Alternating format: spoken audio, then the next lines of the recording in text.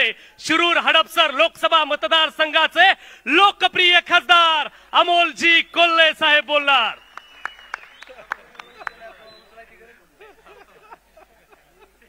आपल्या सर्वांचे मार्गदर्शक, देशाचे नेते आदरणीय शरदचंद्रजी पवार साहेब, पक्षाच्या राष्ट्रीय कार्याध्यक्षा, लोकसभेतल्या आमच्या नेत्या आदरणीय सुप्रियाताई सुळे, प्रदेशाध्यक्ष जयंतराव पाटील साहेब, व्यासपीठावरील सर्वच मान्यवर नेते, संसदेतले सगळे माझे सहकारी, सगळे आमदार, सर्व पदाधिकारी, सगळ्यांना जय शिवराय। खरं तर फार मोजक्या वेळेत बोलणं गरजेचं, कारण मगाशी रोहित दादांनी जे सांगितलं तर रोहित दादा, मनापासून मी तुमचा आभार मानेल की खरोखर पक्षातल्या तरुण कार्यकर्त्याची जी भावना आहे ती तुमच्या तोंडून ऐकताना खरोखर फार समाधान वाटलं। आणि हे करताना रोहित दादांनी जे एक वाक्य वापरलं त्याचा प्रत्यय मगापासून खरं तर व्यासपीठावर येतोय की रोहित दादा म्हणाले हा एक कौटुंबिक सोहळा आहे आणि ज्या पद्धतीनं बहिणीनं सगळ्या भावांना सांभाळून घ्यावं त्या पद्धतीनं सुप्रियाताईंना खरं तर दिल्लीला जायचंय आणि त्या प्रत्येकाला सांगतात नाही तू 2 मिनिटं बोल, तू 2 मिनिटं बोल। पण हे जे सांभाळणं आहे,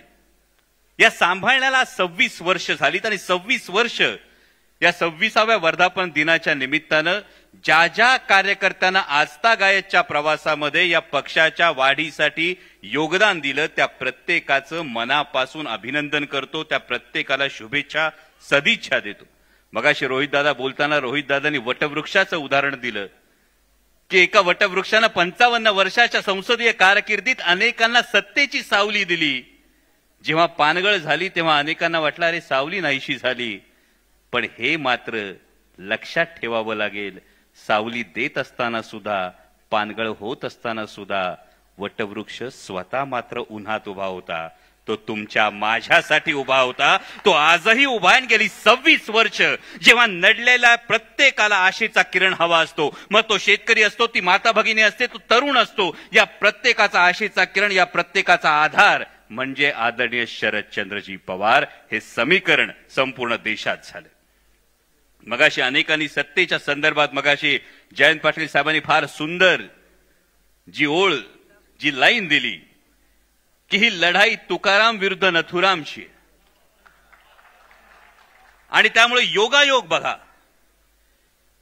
आपण पराभव झाला, सत्ता कधी येणार, सत्तेचं काय, हे सगळी समीकरणं मांडत असतो, पण या पलीकडे जाऊन समाजाचं काय, ज्या समाजाचं आपण प्रतिनिधित्व करतो त्या समाजाचं काय, त्या समाजकारणाचं काय, हा प्रश्न आपण कधी स्वतःला विचारणार आहोत। म्हणजे योगायोग बघा, आज 10 जून आहे, मागे 4 दिवस आधी 6 जूनला छत्रपती शिवाजी महाराजांच्या शिवराज्याभिषेक आपण साजरा केला आणि आणखी 8 दिवसानंतर माऊलींची आणि संत तुकाराम महाराजांची पालखीचं प्रस्थान होणार आहे। आणि या 2 तारखांचा जर योगायोग बघितला तर या पालखीचं प्रस्थान झाल्यानंतर पंढरीला चंद्रभागेच्या वाळवंटात जो वैष्णवांचा मेळा जमणार आहे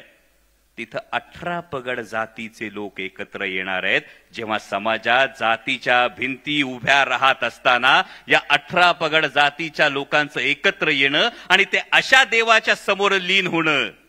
की 33 कोटी देव आहेत, प्रत्येक देवाच्या हातात काही ना काही शस्त्र आहे, एकच पांडुरंग आहे, हातात शस्त्र नाही, हात कमरेवर आहेत, पण सगळं जग ज्याच्या समोर लीन होतं, हा जो प्रेमाचा संदेश आहे हा आपण कधी देणार आहोत। आणि दुसरा फार महत्वाची गोष्ट, ज्या 4 दिवसापूर्वीच्या शिवराज्याभिषेकाची गोष्ट होती, छत्रपती शिवाजी महाराज तुमचं आमचं प्रत्येकाचं दैवत आहे। या प्रत्येकाचं दैवत असताना आज परिस्थिती काय, परवा एक पॉडकास्ट ऐकला राजू परुळेकरांचा, आपण सगळी शेतकऱ्याची लेकरं आहोत, शेतकऱ्याची लेकरं असल्यामुळे तुम्हाला मला प्रत्येकाला गायीचं महत्व फार जास्त आहे। पण परवा एका पॉडकास्टमध्ये बहुतेक राजू परुळेकरांनीच एक विधान केलं, ते विधान डोळे उघडणारं होतं की जेव्हा समाजाची परिस्थिती कुठल्या बाजूनं जातीये हे जर पाहिलं तर गायीच्या वासराला कळतं की दूध प्यायचं असतं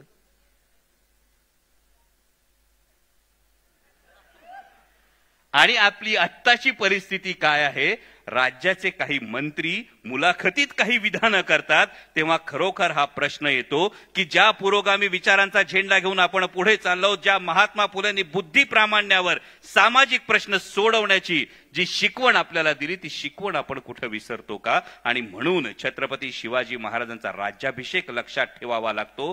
की तोपर्यंतच्या प्रत्येक राजानं शपथ घेताना राजदंड धर्मगुरूच्या हातात दिला आणि सांगितलं, माझ्या हातून चुकीचं वर्तन झालं तर माझा धर्मगुरू माझ्यावर राजदंडाचा प्रहार करेल आणि मला पदच्युत करेल. छत्रपती शिवाजी महाराज पहिले राजे होते ज्यांनी राजदंड स्वतःच्या हातात ठेवला, हे दाखवून देण्यासाठी की धर्मसत्ता ही राजसत्तेच्या डोक्यावर नाही, तर धर्मसत्ता आणि राजसत्ता यांनी खांद्याला खांदा लावून लोकांच्या कल्याणासाठी काम केलं पाहिजे.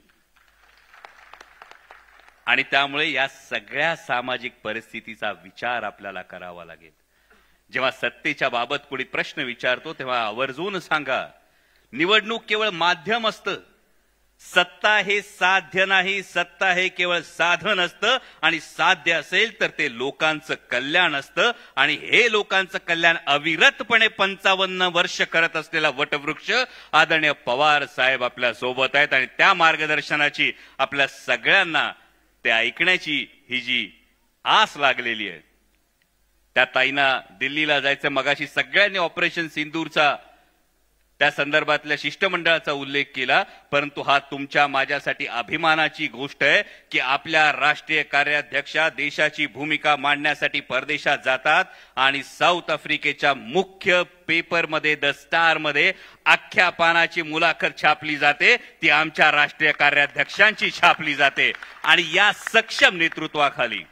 म्हणजे ताईंना आम्ही कायम गमतीनं म्हणतो, पार्लमेंटमध्ये त्या पार्लमेंटरी अफेअर्स मिनिस्टर आहेत. संसदेमध्ये जेव्हा ताई अपोजिशनच्या, कारण संसदेमध्ये जेव्हा ताई उभ्या राहतात तेव्हाचा असणारा पिन ड्रॉप सायलेन्स आणि आम्हा सगळ्या खासदारांना मोठ्या बहिणीप्रमाणे त्यांचं असणारं मार्गदर्शन हे पाहता आदरणीय शरदचंद्रजी पवार साहेबांचा वसा आणि वारसा हा सक्षमपणे ही त्यांची लेख चालवते. आणि शमलेल्या बापासाठी लेक नारळाचं पाणी आणि